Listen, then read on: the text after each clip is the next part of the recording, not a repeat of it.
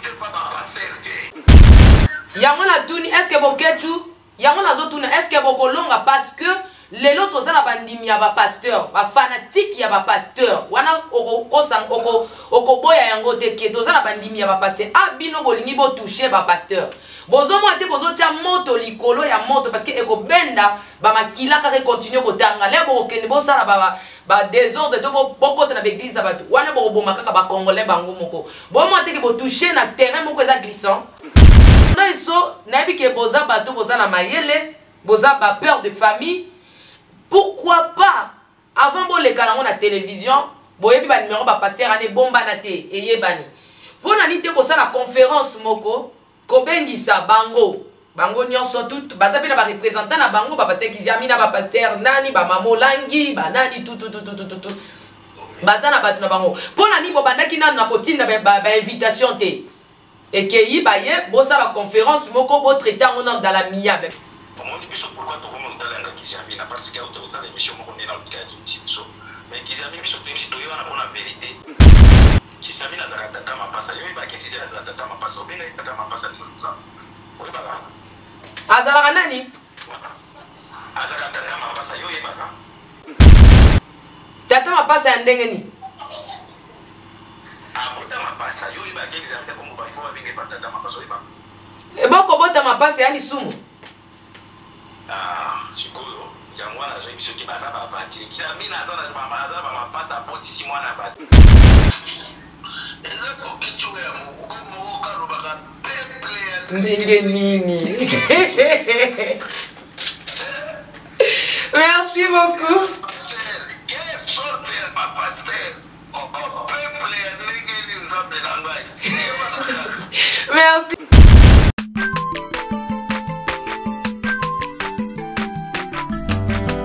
Mwana moto te po akosangai abongwa ni pete po awangata nzambe ya le Nazarien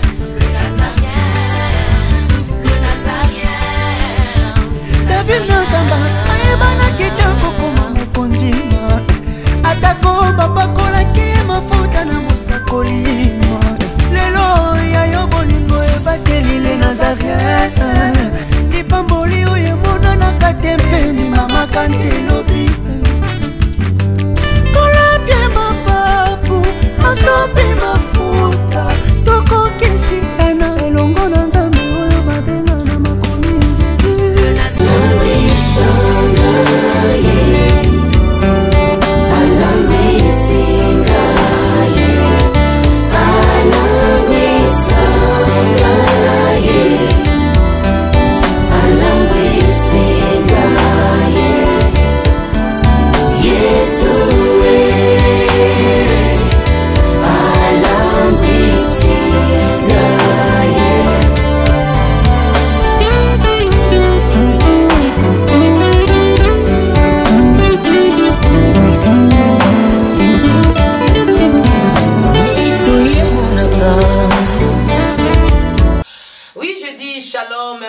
bonsoir chez vous, bien-aimés dans les Seigneurs aussi. Bienvenue sur le www.lenazarientv.com. Je dis souvent que c'est votre site et notre site. C'est un site qui édifie pas mal de chrétiens qui sont partout dans les 5 continents du monde. C'est bel et bien la vôtre, la humble servante de Dieu, la princesse de l'Éternel, aussi la présidente du Parlement céleste, députée quoi, dans cette émission.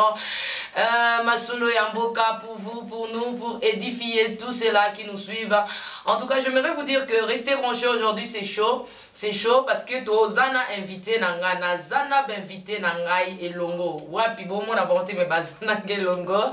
Comme à l'accoutumée, je vais rentrer un peu à la régie, prendre un élément si possible. Et on se retrouve tout juste après parce que il y a les lots bengelanga batu. Et ça bango. La princesse de l'Éternel, les lots nazo sekapo et dans ma rambouée c'est qui ça mais ça n'a pas. Et ça passe, il faut la tosse de Katoyo, qui passe dans mon thème, parce que ça m'a solo Yamboka. À la régie.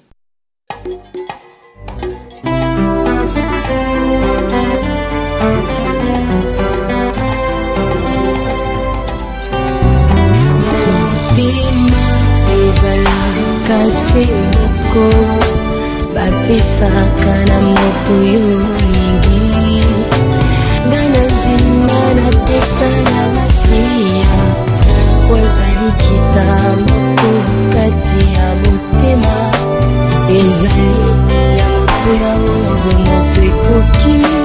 kopesa na bonzambe na yo na langwe bolingo na yo elobisi ngai oyo ozali mpo na ngai natali solo ya bato te kasi monene na yo masiya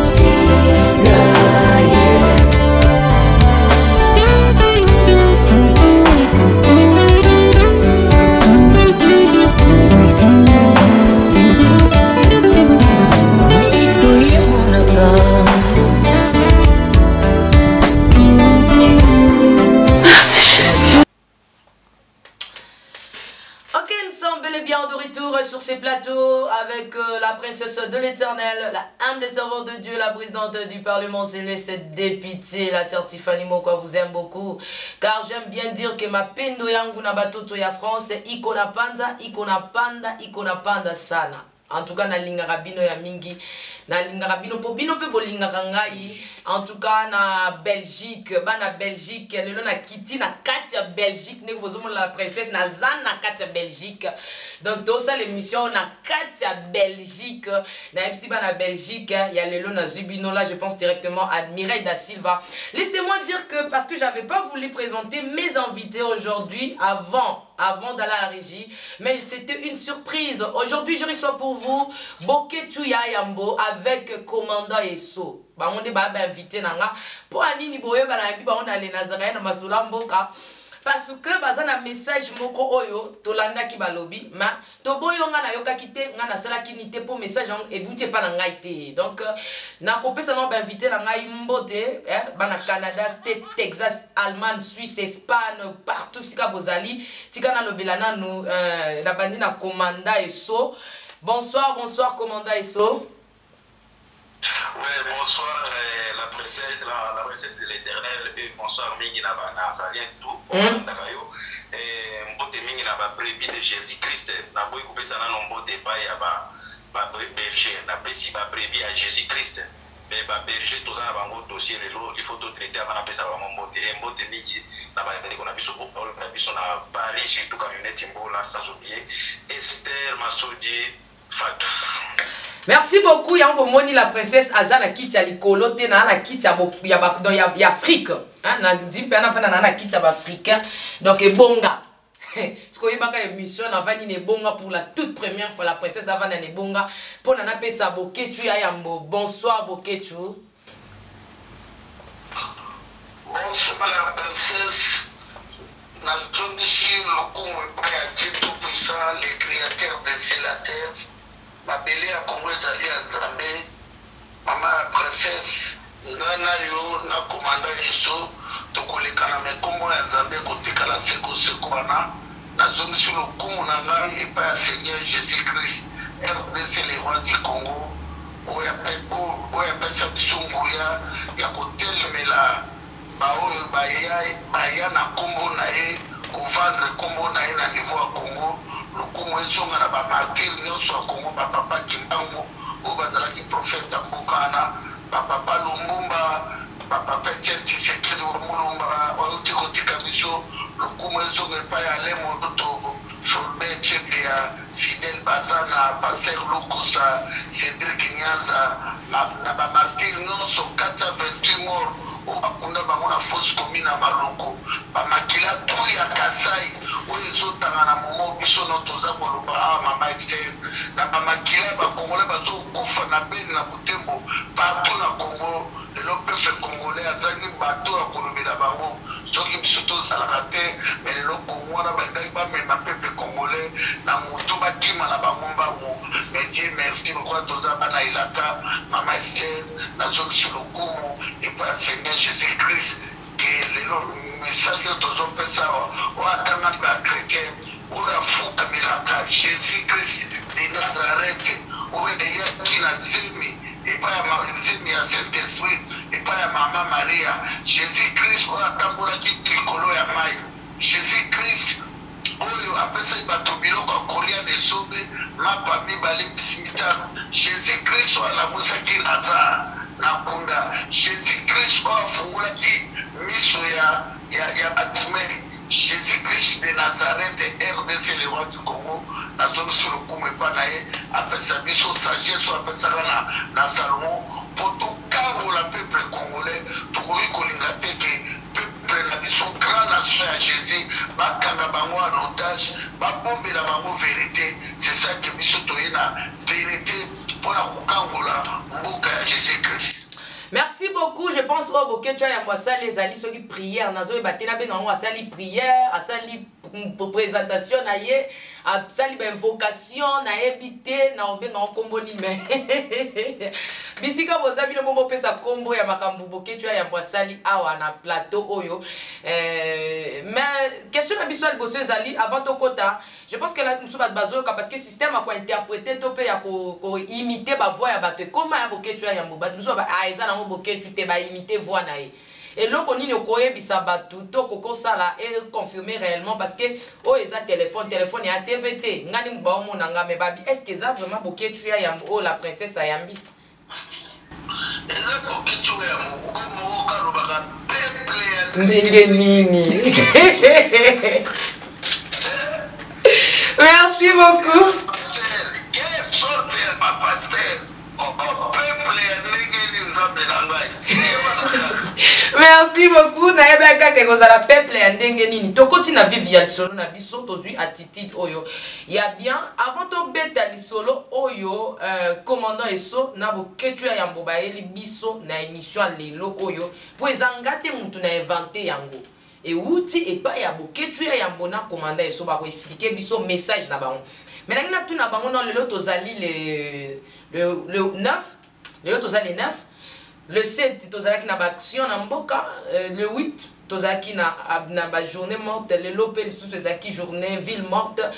Na bandi na commanda eso mutu na kimia malobara makambo kilo ya osakana te kokani longi na été. Commanda eso comment bo koki ko sala étude ya oyeleki le 7, le 8 et puis le 9. On a étude par rapport à l'analyse na makambo sur le 8. C'est vrai, pendant les 7, c'est vrai, biso tozana groupe pour babenga mo peuple mon peuple souverain donc tozala na sima biso leader mo bazarate na sima biso leader mo bazarate mais tout ça ba analyse pour les juste net na makambo to moni c'est vrai ezala ki soulèvement populaire appelé par monsieur Mwabandaremi mais ezala ba biloko mosusu ko tout ça ba analyse na biso to moni que il y a à quoi de se poser beaucoup de questions. Ça veut dire quoi soulèvement populaire et ils ont encadré la militaire accompagné la policier quelque part et ça qui tout se poser beaucoup de questions et moi tout le monde sur le populaire comme il marche donc tout le monde il faut tous se réserver moi mon cœur pour ça la déclaration mais tout ça pour faire le peuple congolais on a bien qui joue parce que le peuple est déterminé. Il a qui c'est déjà une motivation à peuple de détermination de chasser Kabila au pouvoir. Mais le reste, il y a un peu de choses à se poser, beaucoup de questions. Donc, il y a en gros, dans Makambo et les gars qui les cèdent, ils ont dit courage et félicitations à peuple à boyer occupation et à déterminer à chasser le pouvoir en place. Mais le reste, ça demande beaucoup de questions et des points d'interrogation. Merci, Boké tu as Yambo. Ouais. Oui. Pour le 8, tout le monde le 8. Tout le monde qui est en mot d'ordre de Pessami, doit respecter. Mais courage, il n'a pas peuple congolais, ça veut dire peuple congolais, à la date, il y a Makambo, où nous sommes opposition. Mais il y a un monde qui est occupation, il y a un monde qui est Kabila. Donc, marche et soulèvement populaire, il y a d'autres choses. Il faut opposition et changer stratégie pour Kabila, pour langage, pour Kabila, pour Israël. Soulèvement populaire et ceux qui ont soulèvement populaire il faut les accompagner dans les militaires mais ceux qui ont ville morte ils tout ce qui est stylo négociation Kabila qui na mindoki Merci beaucoup. Analyse ya Boketu ya Yambo par rapport à le 7, le 8, le 9, parce que le 7 est là qui soulèvement côté Ané Mwanante, Mitomoni, le 8 rassemblement, va peser situation, ezali va quitter ici, batumite madame ba ina maya pio po ba sopane sikawana et boma moto. Réaction. Oui, merci mingi maman la princesse. Au moins le soulèvement ezalaka souffle ya Nzambe. Mboka la biso soulèvement déjà c'est Salima. Et Salima le 4 janvier 1959. Soulèvement soki mboka moni ba makila o liyo pour tanisaka à l'époque ndenge ba benje ba vanda 80 ans. Ba makila wana ni bakoko bakatara maboko na babitu baba kimba wasaraka zaba kitisaka kana na iba pepe ba benje bakendaka. Soulèvement bakadraka ngote. Soulèvement jamais militaire pas encore dans le soulèvement wana. Soulèvement c'est les kanda ça qui fait soulèvement. Ce qui ça va lobby et recopier et qu'on a là militaire, na peuple, na politicien de ba na boka, ba côté les ma pe ba ko benga na kanambe. Mais ce moment de soulèvement, ba so cadre mona ba bila, ba so délai ba ni ba ni gauche ba so si droite, biso tulingo kota na polémique mais et loko troba otomo midi pourquoi tu ça va diaspora bitumba ikomi na mboka conscience ekoti na kati ya mboka na biso félicitations na bandeko bazoki conscience bakoki quand même message ya diaspora malgré badéfait qui prend gauche droite mais bazalaki déterminé félicitations et puis mes condoléances na bandeko na biso to bakofi yango d'ici là biso peuple mokonzi tokoluka dans quelque chose, place va découvrir à l'hôpital, à niveau à partir à yo, pour obtenir quelque chose, ou nous place va découvrir à l'époque consommer à 10. Merci beaucoup. Makaboya, il y a les 8 villes mortes, les 8, là les 9, oui, les 8, là les 9 villes mortes, peuple congolais adossé, mais peuple congolais adossé la ville morte,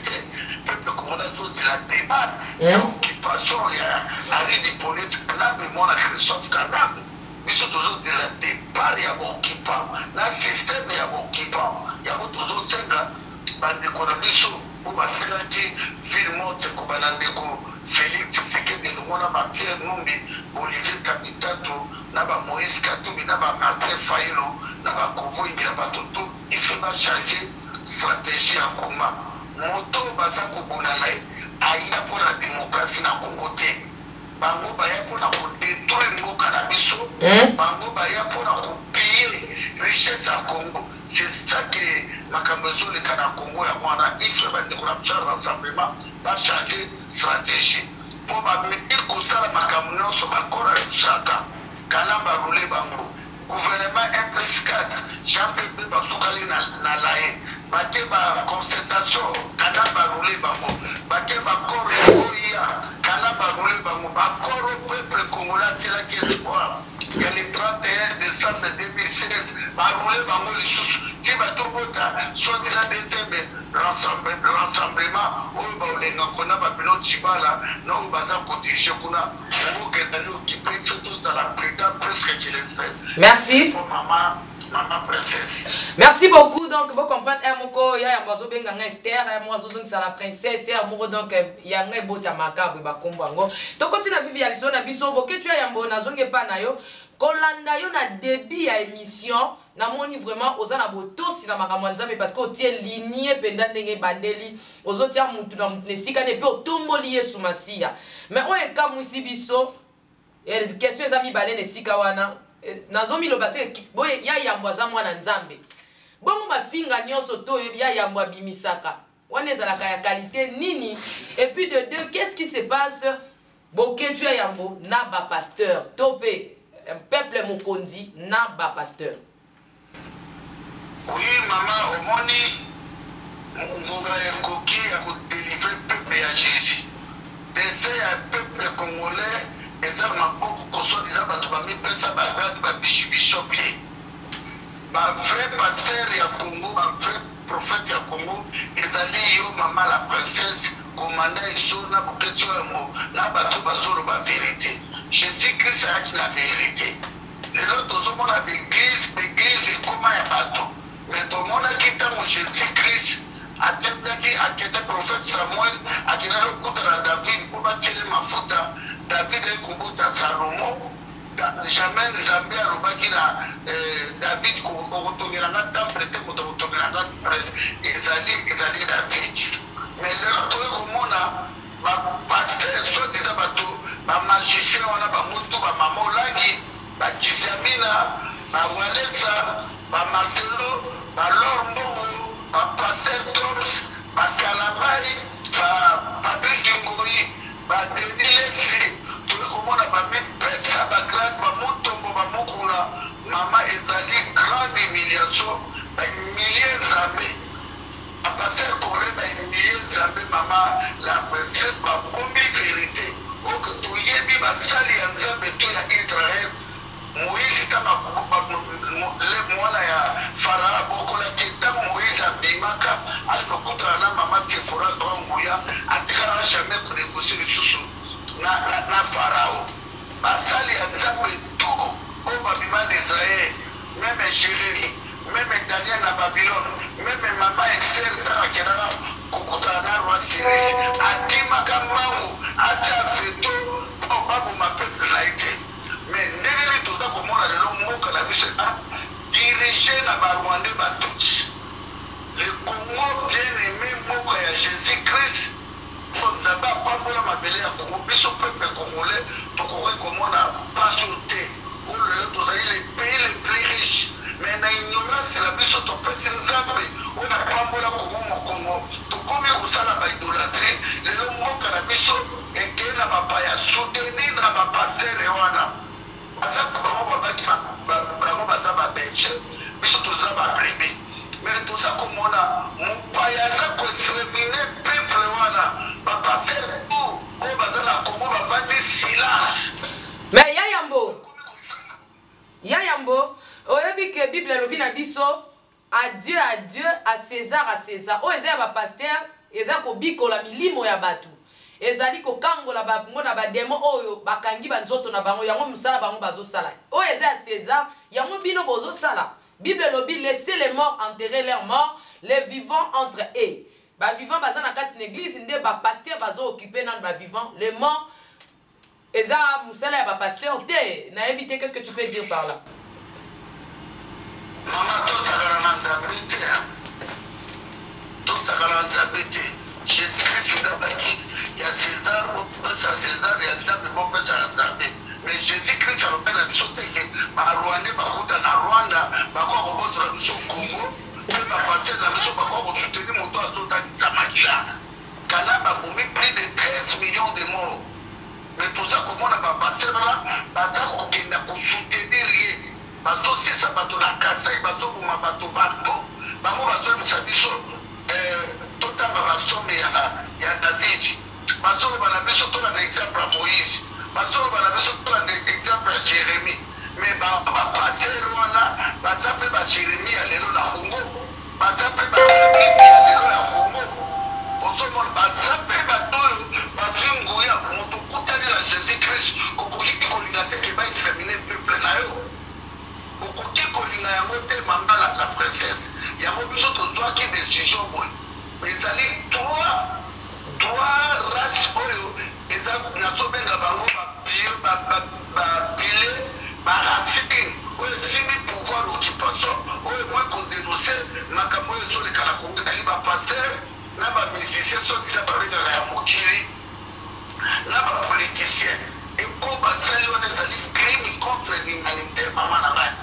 yango biso tozwi décision ke paster boso baboyi kodenonse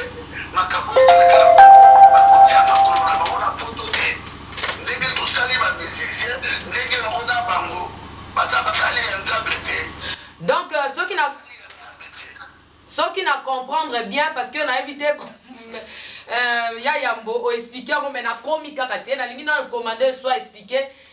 décision nini oyo bino bozwi oyo bolingi bomettre en pratique est ce que botia yango déjà en pratique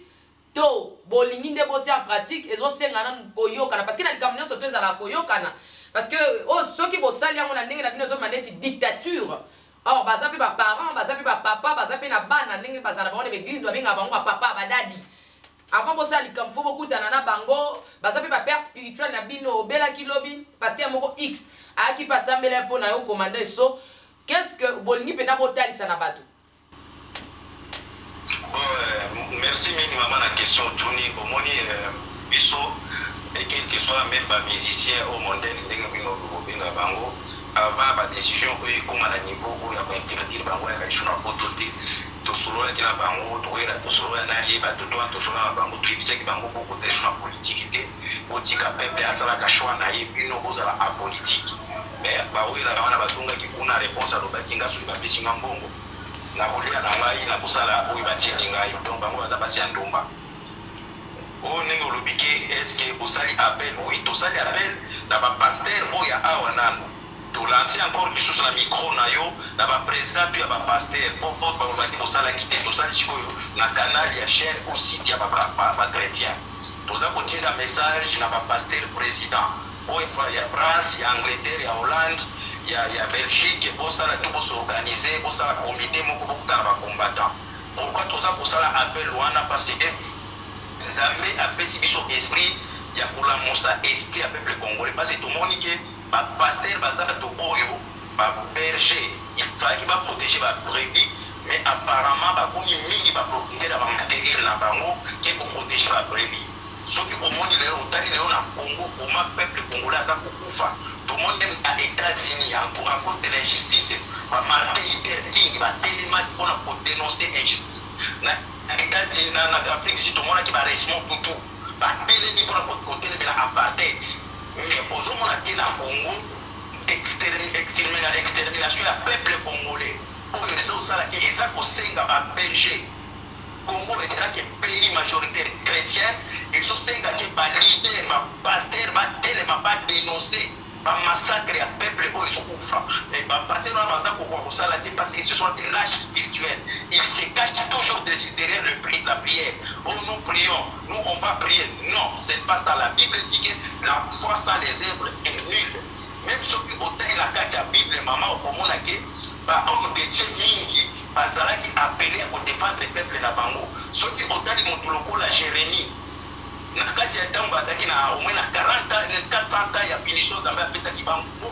bazaki ko souffrir mais esengela ki homme de Dieu moko atanga livre o eza Jérémie aye ko comprendre que punition na bango esengela ki depuis kala mais bazo continuer na ko souffrir parce que ba homme de Dieu ba bonsoir bazaki distrait mais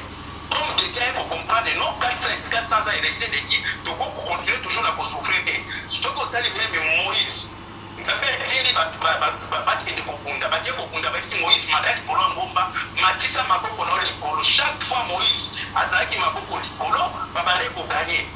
soki na Moïse a quitté maboko ba bale ko perdre soki otali la kati ya Bible même la kati ya Bible okomona ke lelo na uti komona mutu lokola Kisiamina azoloba ke a pardonner pour que tu na yeso mama lokela biso Kisiamina otuna ye basalaki nini po pardonner bango biso to Kisiamina tenga ti kokutana ta pardonner ngapani awa na Belgique na église ya Kisiamina awa na Isère na Bruxelles il y avait des pratiques de sorcellerie satanique baye ko benga biso bitaki ba kombata ba lobi ko ya komona pasteur ya Kisiamina achi batu na mulangi achubi batunga e batutu oyo achakunda ki bango bakoma kopera comme zo opération yango to banza ki église mais na kama ne Kisiamina azolo bake ndenge za boye boke tu na sona pardonner yango ko banza ki église na ngai mais pour ça yo kana arobi église na ngai tandis que Bible ezoloba Jésus Christ jour akene ko kota batoza ko teka na kati ya nini na kati ya église aloba kike oza ko teka na ndako ya papa na ngai komi wenzi abanza ki arobi ndako ya papa na ngai maintenant eso commandant eso comme si au komi côté eza ya yo te eza ya ba pasteur Kisiamina maintenant tout na yo question na tout nos questions oui bien côté ya izana motote donc déjà Nzambe apesi esprit ya komona mabe na malamu faut dénoncer est-ce que église au Kisiamina zoloba na ezaki ya Nzambe ou bien po ye moko alobi ke église na ngai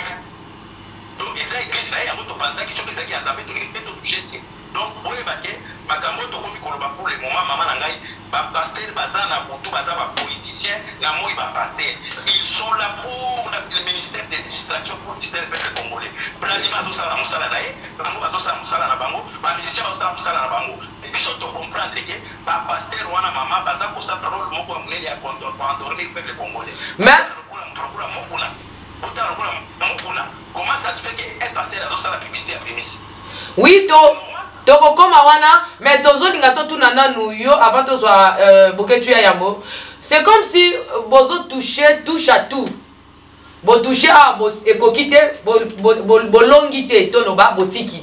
boyena ba musicien soki bolongi te botiki bosimbi pe awa soki bolongi te botiki boyena ba pasteur lisusu bokomi lisusu na ba pasteur bosimbi su ba pasteur bomona te que c'est un danger parce que si mana bango baza na ba population bomona te que bokomi kotia pena musapi na moto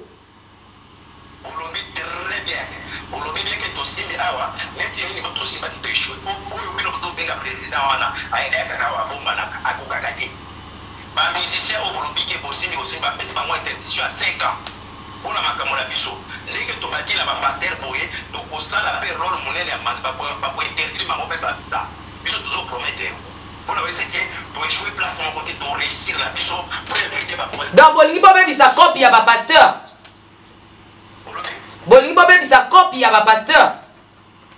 soki baza bavrai pasteur mama bible elobi boye moto eza attaché mingi na matériel aza dignité devant nzambe bapasteur bazokoka koloba vérité teke baza koextermine peuple na bango parce que baza attaché ya matériel baza attaché ya bandako baza attaché ya bavoiture baza attaché ya baeglise na bango po baeglise wana eza liso ya nzambe te ekoma ya bango ya bafamille na bango après pasteur eza mwasi na ye eza mwana na ye yango ozomona ke baza kotala soki batali baintérêt na bango baza koka koloba vérité lisusu te yango biso tolobi comme bango balobi kolingi koloba vérité te comme bible elobi soki obateli bomoi nango bomoi na yo okobungisa yango soki obungisi yango korécupere yango mais comme bango bazobatela babien na bango biso tolobi bakoperdre yango kana mingi te Dieu va nous aider Dieu va nous utiliser pour détruire tous les faux pasteurs mais toza kosala appel na bavrai pasteur base manifester na appel na biso badénoncer makambo ezoleka na Congo ebele bakoloba te soki todénonce awa bakoboma biso bible elobi ke soki bapersécuté na mboka na mpona vérité obe na mboka pombe déplace toi et continue à koloba vérité mais bapasteur wana bakomi attaché lelo comment ça se fait ke mboka na biso mama nayebi te soki osila nao na poto omoni awa nde toza convivre na tout ce qui n'est pas naturel awa tozolia bafruit baloni semaine prochaine bolie soso azosala une semaine mais soki otali na Congo vraiment tout ce qui est là-bas c'est naturel ça veut dire c'est le paradis terrestre comment ça se fait que biso bato toza na paradis na bato baza na livre place oyo bafranmason baza ebele lokola bafrance babelgique baza kovivre bien mais epa na biso parole eza kotema chaque jour bien ezotelema makasi mais place eleki mais mi commandant so merci bible elobi chaque chose à son temps toza na temps oyo tokolela toza mpe na temps oyo tokosepela mais nazongela boketu ya yambo baartiste en général nalandaki baartiste mosusu balobi boye ke boketu azobunda komba ya mboka te mais komba ya jalousie parce que selon eux balobi boketu akotangisa bato eloko te parce que ye moko mpe abinisa bato sundama awawa binisa même président de la république sundama donc eza danse moko ya bêtise de nakamwe ke boketu atiki ba musicien abaluki susu na ba pasteur c'est que po yo za na pasteur te yo ya pe ba pasteur jalousie nani ndele o kam singa mais question yango yo bozali vraiment ko accuser ba pasteur nanini o penezali clé o bolobi ke to accuser bango na likambu intel boza ko accuser bango vraiment na nini o faut emona na misu ya bat parce que to kolo baka te o ezali na balabala po mutu moko albaki pasteur apakolinga mafuta to moni te pasteur asalinga boye to monte me bo accuser bango et puis bolingi bango basala nini exactement po ba sepelisa mitema na binoto ya peuple. Maman, merci tout d'abord bako sepelisa biso te bako sepelisa te nzambe bango baza kobelela mpo nzambe atindaki bango mpo baextermine peuple wana te de toute façon obi lelo ngai nabinisaka bato sundama nabinisaka meme président de la république ube mobutu butu na biso mais oui tant on a mona yiki na zone va prendre na zela mabe on est na changer na zala na Congo na c'était dans le musée Laurent Désiré Kabila tokendaka na Gabon na ye pa Omar Bongo maintenant on a zone na moni ki ba Rwandais moto aza na tête pays Rwandais c'est Timoro ke ko mona na sala choix soki na zala na mboka mama na zolo ba nomba ka dona miso nzamba zolo nanga bakati mamwa ki ba benanga na vadi kala tongo na 2006 boy 2006 je crois na mona ka kati mamwa ki bengi ga bokecho c'est honorable kati mamwa ki okote ka président Kalmete lobi na midina pesa $200,000 okote na moto moko ya kuna na epa na ngai na somelonga koti na bita isaka mamote comme na maboke tumote mbongo ni kopesa ngai tala Kongo mo na bangiri na basile mbao kora ezate na ezate sombo mona pesa batokura et puis na isaka kati mamote ke bakubu malo kande na zosoro na kwa sekanga ele ka même pas un mois kati mamote akufi ba Vital Kamerun na 2004 na gara Kinshasa tango Jacques Mbunda zalaka gouverneur la bête à la fête y a tête lito on t'a bien ça nous vivre pour les cas l'époque dans la yaka Vital Kamerun était président il y a PPRD à l'époque on a proposé $50,000 na boyaka na toka poto a préféré na dénoncer ma kamazuri kana na Congo ezali ka bakisha site velo bagwira bashibe ba fadi ba moto na ba pauvre papa et na ba pauvre mineur ata mona uvato olitiko mboka noza tuzo kipe na batuchi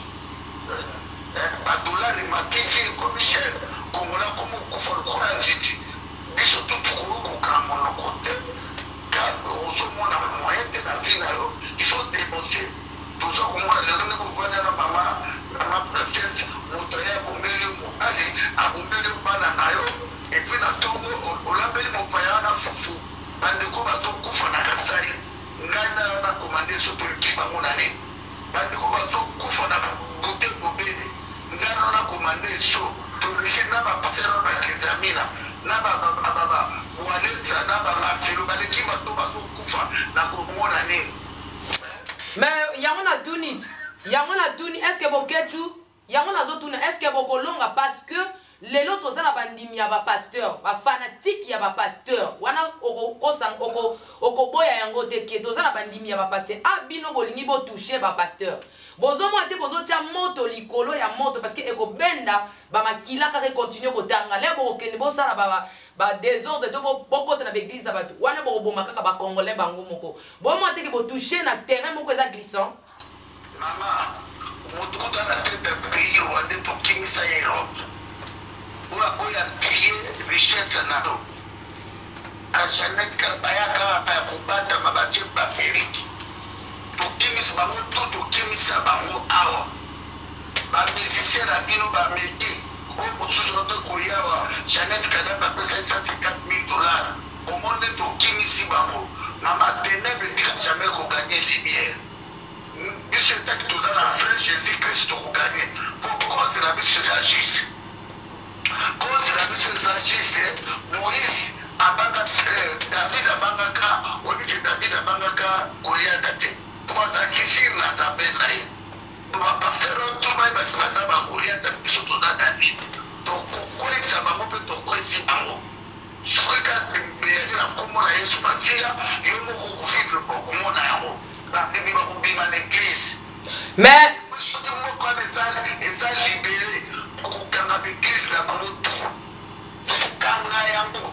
merci maman tout à l'accompagnement Jésus-Christ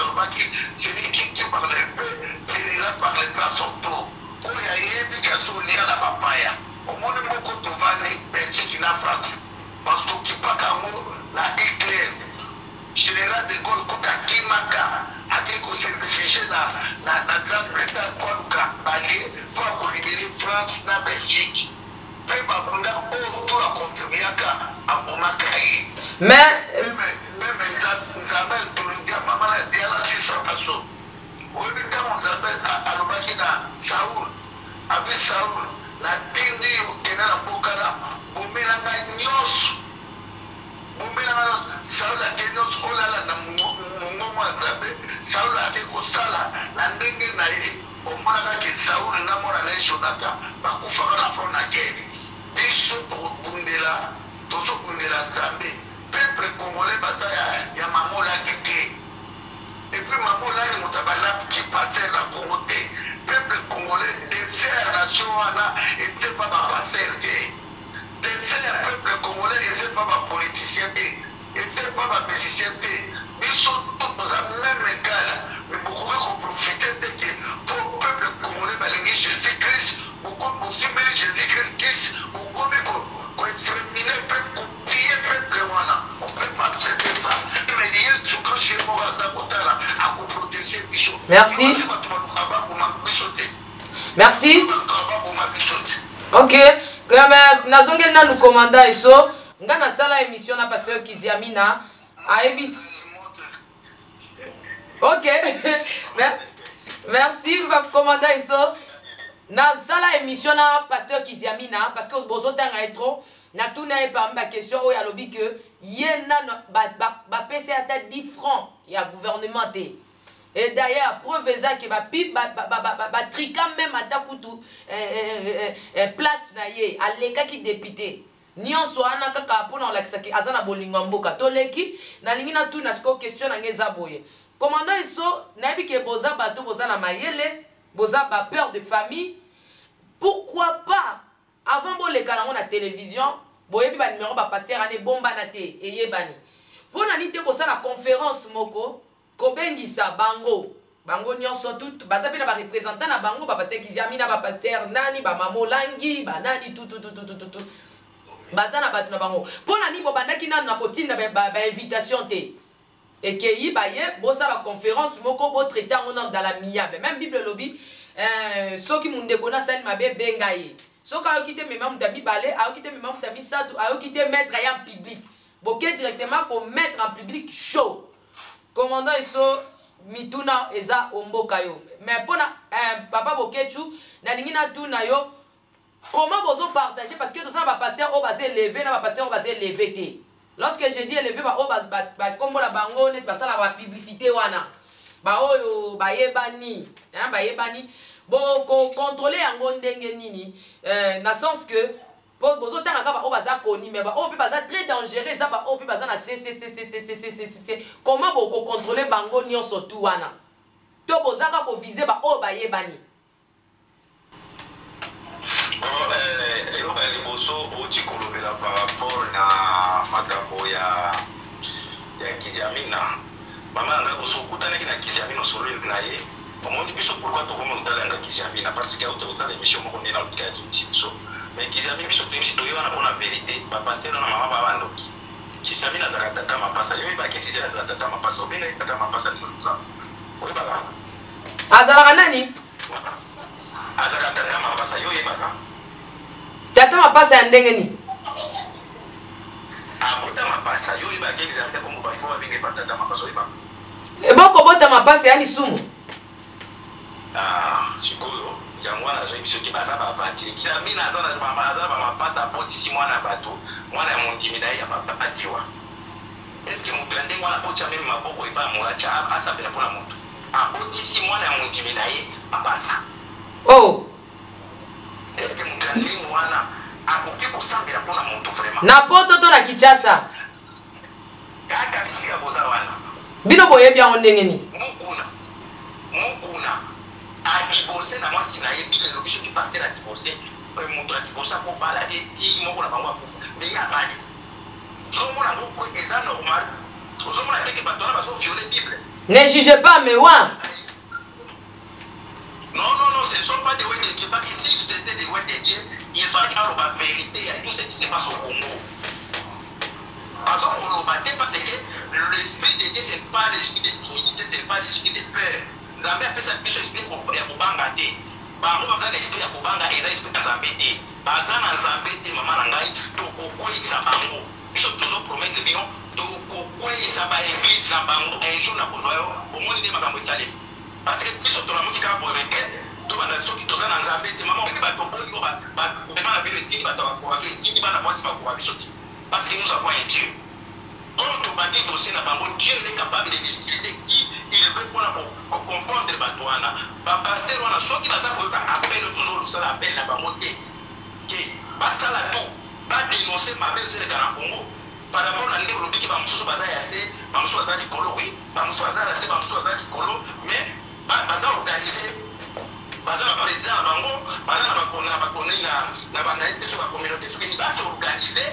Babenga biso bayokala biso ke toza koya biso baya kopesa biso proposition mais biso proposition na biso eza clair badénonce mabe oyo ezoleka na Congo soki badénonce te biso mama na kokosa o te kaka ndenge omona nga na mandefu na nga wana un jour na kolobona kini mama apesa nga moto omoni na komi okanga baeglise na bango soki basali mosala tozoyebisa bango te mais par rapport na koloba te o baekibaningi bato mosusu baza élevé quelle élévation mama élévation oyo na église ezomonana te ezalaki ba pasteur diable aza nango te nini bamosusu baza nango te kaka pasteur bozomona teke bato wana bato ya mafia butu baya bapoliticien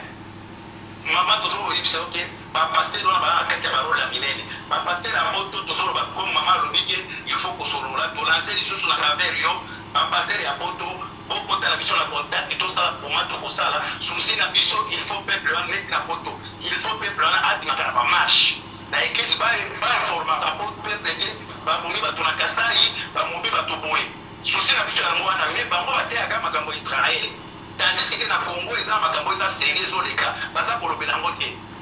susi na biso yango wana c'est là où nous sommes soki bango baza korespecte te mama biso toza koloba tant que Dieu est vivant soki bapasteur wana bakutanaka na baprésident na kanambe te ki baliaka mbongo na ye te soki baprésident wana baza na kati ya écuménisme te oyo toki komona jour wana na kati ya stade basangani na banzambe mosusu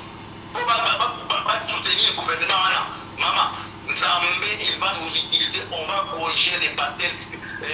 des églises de réveil au nom de Jésus on va les corriger au nom de Jésus tokomona entre biso na bango banani baza na nzambe ya solo. Merci. Entre peuple mokonzi na bapasteur banani baza na nzambe solo komi loko atango ya prophète Eli na ba prophète ya Baal sikoto oyeba te nani oyo aza ya nzambe solo awa peuple mokonzi batangi babe nyonso tu ba pasteur basali zana na tuna bango parce que naza bango lina tuna nanu papa Boketu yo zalaka na mutu akobanga te bozo cible neti bo bandana kotanga neti banani na banani so kotanga ta 6 églises ezanga te pardon et on comment la princesse nazo chaka se posa na liste pasteur Mamolangi Ndoki Kizamina Ndoki Sonika Futa Ndoki Abandoki Namba Sikatinda Ndoki Enilefe Ndoki na Carolati akoma kutikala mutakala na basal de be Mama Sancho Ndoki mobali na kutikala ka mutakala tulubi sioke mama Mukuna Ndoki Abandoki ntala mono akufa to mona kina TFM mona likola $150 maman na memi mwana na église muku na tibika mwana na bila bio kubika oke mwana na bade kuzanga mai na kila na nzoto mwana na kufa me muku na otamo na barabara na jipi na rouge akozwaka sadaka atopesa ka bano bango babimisa bandoki soko moni lelo tuzo bakuluna tango ozomona tolo baosheki bapaser bacontribuer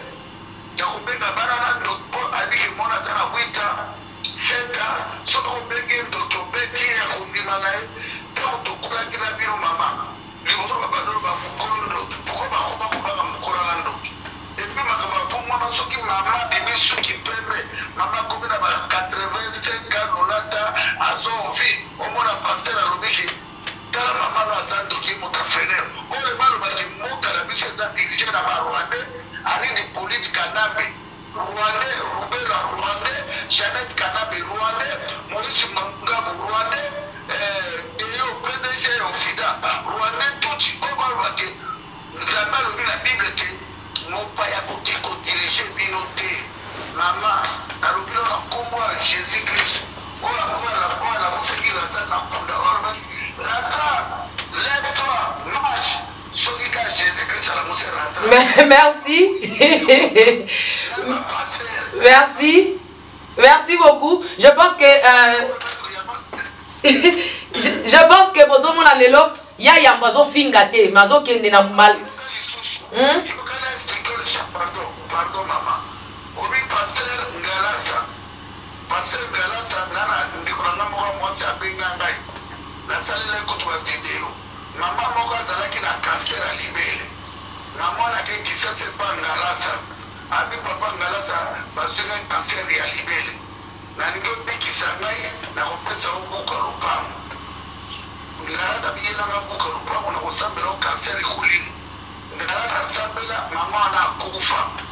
Bana bamwana barubi Ngalasa sosela biso buka lupango. Ngalasa mela lupango wa batu Ngalasa. Meye moko mwasi na to kufa skala moshi. Mama kwa aga Paris. Mare bisamba kufa raki na moga Ngalema. Mama tumalubiki Bosimba de monta kota na fin de morte azuta France pour agula musamare misaba. Aye moko kufa sala moki. Basabe stro. Merci mais Paul alobi Paul asenga ki pe balongole kunki na mukongo yepe andoko big sabat mais là asenga balongole kunki na mukongo elongwa ki te tikala ki mama tumba là on s'ali ngaka c'est que ça mais moi c'est quoi exacte mais tikana tout na question parce que ça si je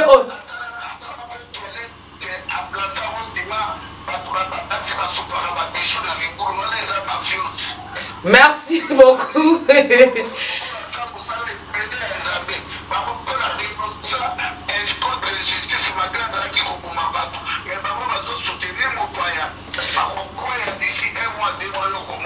Merci beaucoup, mais je sais que y a dans la Bible. Je sais que dans la Bible, parce que dans cette émission, tout ça la part de choses, même Joseph a dirigé qui na Israël, a dirigé en Égypte, azaki muta Égypte, azaki mutu ya azaki mupayaki, mais question ngeza wanate, question ngeza liboye, ya nazo la commandant eso. Parce que ba pasteur akini ba koloba pona nizaki botanga pe ya poto botanga te. Ba pasteur akini ba koloba keza jalousie, ba pasteur apoto batindi bino pour que botake bango ba yate pour bango ba régner bien ba 5 ba diminuer surtout bazwa. Est-ce que likambo etali ka ba pasteur yakini te tali pe ba pasteur o bazana poto, je sali ba église ebele o za na poto na tanga kombo te po ba yo ko Tiffany botanga ki kombo na ngana émission yango ba ya yambo ba cibler pe église na ngai. Mama, au moins, ils peuvent qui est même pas comme un pasteur, on a un poteau qui parle à la montée, tout y est, il va monter. Mais il dit que l'église, ça peut exister dans le poteau, parce que la liste à peuple. Donc, tous à niveau, on a des jalousies, ceux qui vont au niveau, soit disant, homme de Dieu, ça n'a pas jalousie, en tout cas, ça attaché à ma matériel, en tout cas, ma mamie. Pour Jésus-Christ, c'est mon bâtiment à côté. Surtout ça, on a tout ça pour dénoncer quand tout le monde qui va pasteur, ils allaient à Poto, ils allaient à Kinshasa, ce sont des sorciers, ce sont des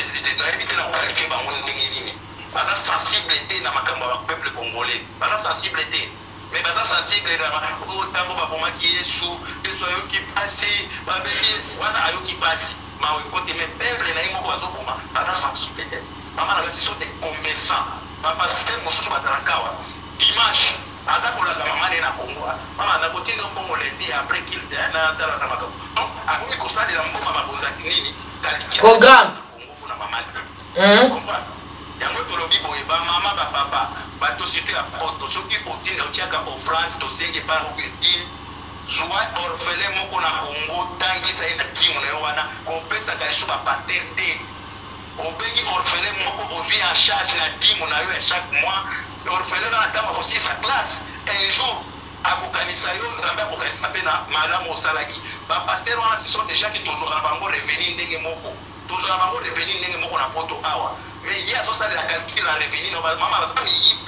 baza miyibi ba mama ya poto toujours pesa bino message sur les opa mo matindela mama na abotio mbongo adia so mama miliki oyo ide mpe baorphelin bapaster baza kotonga bavia mama na bango na bapapa na bango mais entre temps baza kosala ke bino botetaka mama na bino bandoki mais bango azwi mama na bango baobatela bango. Merci. bapanzi bamabala bato ebele awa na poto bapaster oyo ntango bayakaka awa bafamille ya demilesi bandunga moko na ndenge blaki te bapanzi mabala ya eza famille pastorale je pense commandant eso eza famille pastorale je pense famille wana ozotanga eza famille pastorale bango nyonso bazalaka bapasteur mais nga naza wana te événement na bino ebanda camp mpo bamiyebela pasteur ozolanda biso communiqué voilà mama biso tolobi boye toza toujours na kocontinue na kosala bango appel basala tout bachange parce que mouvement bakombata eza mouvement moko eza ya nzambe ntango tozoloba bakombata bazoyokaka et les jours tokosala appel ya sitting tokokona pasteur président oubie ya paris oubie awa tolobi tokende na polisi tosengi sitting liboso ya église na oso 2000 3000 personnes emo omona église na oso kotika pitorute yango tozosenga bango basala tout tokota bango na contact toyebisa bango mabe na bino yango oyo kosala tout kosala bobongisa yango soki boyoki te voir oyo tozoloba bango te tokoutilize évangile ya Samson. Ok, donc bozo compter bobanda na mwa nini donc bakoki kokotela bino bakonte siko les jours où Saint-Esprit akopesaki obanda na motu boye jour boye olobela ye oatake parfois ekozala barebele te parfois les jours kanga na boki titolamuka boye mpona mpenza kozala na libabe ye moko ya biso mibale na eglise na ye bango moko bakomonaki Samson ti lelo azalaka donc eyebani ngonga te eyebani mpe ntango te mais néanmoins communiqué mama toza kotambola selon esprit le jour esprit oyo lamusi biso todénonce bango ekoyebisaki c'est le moment maintenant il faut agir on va frapper na ndenge ya blaki te. Merci beaucoup. Au nom de Jésus. Oh. Bah vous allez humilier au nom de. On va reçoit. Donc on peut tailler au nom de Jésus. Donc on humilier au nom de Jésus. Et moi comment la 15 ans mais tindinga papa et va humilier nga. Mais oyebi que tokomi kokitana suka vraiment ya émission oyo. Je pense que ceux qui boke toucher pe ya solo boyebi ke ba répétition nango kokoya tina ba 4e génération na bino néanmoins là bozo sala ba makamutu boyeba ke etumbwa nzambe pezali parce que Bible lobi mabe ekoki ko ya mema wana mundu akokomisa mabe wana soki commandant esona boke tu premier yambo bokomisi mabe wana ya bopanza etonga ya nkolo to ko beta basali ya nzambe ko bino benga ba soi-disant ba pasteur soki baza ba pasteur te ki baza vraiment ba pasteur solo ekoya na ba mabota na bino tina ba 4e génération na ba bana na bino est-ce que nyonso na bo calculer au contraire bango déjà baza maudit dès baza wana baza ko exterminer peuple na bango soit disant ba berger ba robaka le côté baza déjà maudit mama na ngai biso toza na rôle ya ba pasteur te mais toza ko défendre peuple wana mais où sont les pasteurs congolais maman Nzambe agisaka chaque fois na référence à basali na ye où sont les hommes de Dieu congolais ozoma teke bango te baza maudit ame ya moto ebombana na makila mais tant que makila ya peuple congolais so sopama bato na baza insensible est-ce que na biso na bango qui sont morts mama tokotala biso na bango malédiction na kolanda banani ok na bango ils seront frappés ici sur la terre tant que kabila za okende okomona omoke bakozala humilié au nom de Jésus-Christ. Jésus-Christ a humilié bango parce que baso Bible yango moko lobi ebele bakoya na komona ngana titile bango te. Pourquoi botala ka affection na te botala ke comment ça se fait que verset à Jésus-Christ na kati ya kongo total yango te. Bozo mona te que version na sala na kongo ke ba faux baza ebele mais tozo sala appel na ba vrai. Soit ba vrai baza ko exister. Ba sangana ba kima ba répondre na appel ya peuple mokonzi ba dénoncer ma paix. Merci beaucoup to qui soki baza kolanda influence ya bafo mpona banandenge ya bapaster ya bapoliticien baza koinfluence bango bakozala bango tusaki moko. Merci beaucoup to kiti na suka émission oyo na sololaki na bandeko moko na libanda baza mpe basali na nzambe balobi ke non bango déjà batambolaka babandaki koya na basitting wana mais bazomona changement te yango batika na bango donc bachrétien mpe bayeba kobima bazoya mais baomona évolution te changement te batika na bango soki balingi barejoindre bino numéro à téléphone boketu ya mopeli loba suka nini okoko loba soki eza na likambo koloba mama so moni mosala nzambe bazoboma pepe nalobi atiki na ye azali mosala nzambe te eza re ya sititre so ya saviere soki omona okoki na yo te otiki na yo makambo ya nzambe baforsaka motu te ela titokola lelo bato basambelaka mpe bamamolaki baboya bapapa na bamama medalite mamolaki mpo aza na bana ne esi yakabwana na bana na ye tosi totibeli bango mama bamokwe 85 20 51. Numéro à commandant ISO 0032 466 33 33 52. Moment écoquille à délivrance à toutes les nations. Peuple congolais, surtout au Kangamono, maman. Pour mon dos, tous les années, après ça, peut m'arracher pour la idolâtrie. Après ça, peut m'arracher pour tout la vérité. Tout ce qui est la vérité, Tina Souka, Naba Rwandais, Naba accompagnateur, Makoki Makaka. Farah Nimagate, j'étais à Moïse, et comme la haine, j'étais à Moïse et Mela à Pharaon. La mer rouge. Merci beaucoup, commandant Esso. Comment?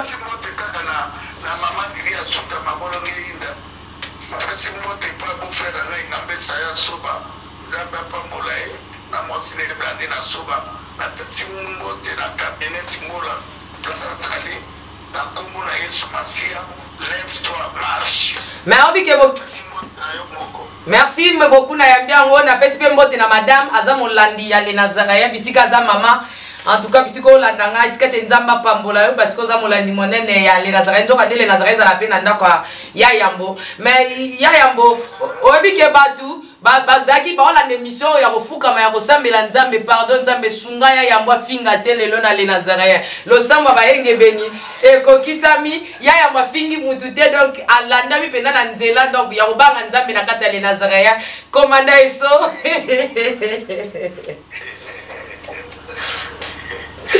Merci. Merci Mingatura, la s'appelle Mingime, Injili ya Wayambo ezalaka dans place la mundu qui ezalaka mbela na place mbeli. Soki Wayambo ezalaki na mbeli ou bien na arme, alingati ya transport défense de Blanc. OK. David, kama bande ufinga Goliath,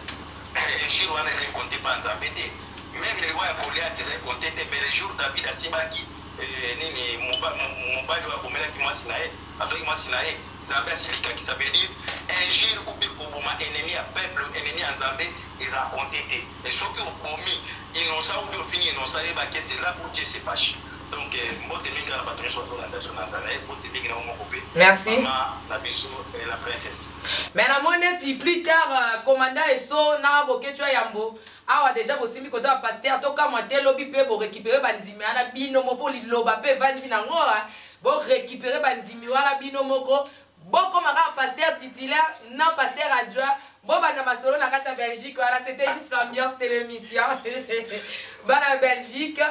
On a salué Bino. Donc comme il a sous émission, c'était là le commando et le commandant Esso et puis notre papa Boketu Yambo na madame Deto Lekisi émission Oyo Kitoko Wapi na Kati ah place nazana rolobate place nazali. C'est dans la place nazali au combien la place nazali place nazali. Marambo lobami ah ici lobami juste communiquer oh ngana yoka kité ngaba lobaki na monika kana yoka ki communiquer de Lekisi ko yo na chaîne ya bana na Nzambe. Je pense que côté libino na bana pasteur titulaire pasteur adjoint soko yoki benga pasteur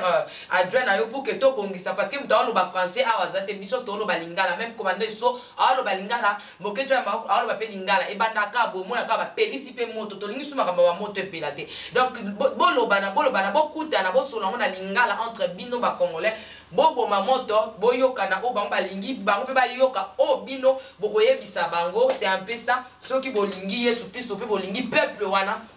oyo nzamba pesi bino pe bolingi mboka na bino parce que le bimuto azosambela pona mboka na été aza maudit donc il faut linga mboka na yo faut pas parce que eza na richesse moko te nzamba pesi biso kaka mabele oyo ya Congo donc tozali vraiment censé ya kosambela pe ya kotelema pona mboka na biso donc koloba vérité si à dire la vérité et si ya kotalisa peuple soki ya kotalisa peuple je pense que na blessé mon tout te soki mission ezoki sur limbisangai mais soki c'est pesi le kumisa kaka nzambe na révolté pe mutu moko te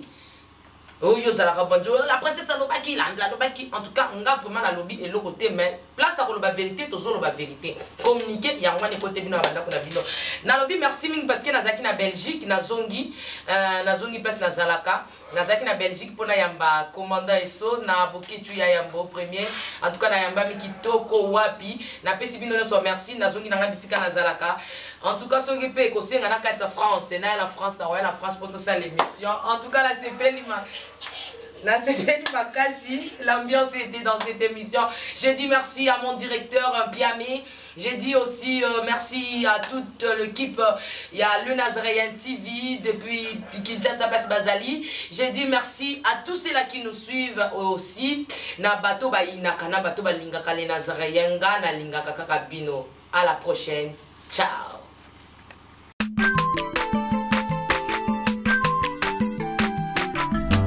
Aza mwana moto te po akosangai abongwani pete po awangana nzambe ya le Nazarien